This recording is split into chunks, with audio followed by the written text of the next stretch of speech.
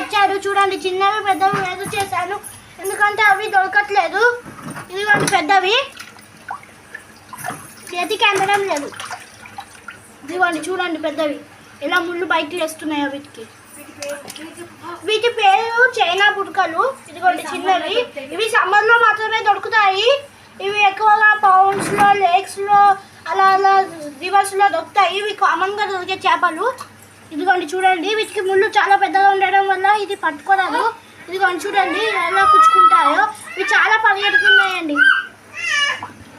చూడండి చిన్నవి చిన్నవి కూడా అలాగే చాలా పరిగెడుతూ ఇలా వాటి నోటిని తెరుచుకుంటూ భయపెట్టించేలా ఉంటాయి. చూడండి,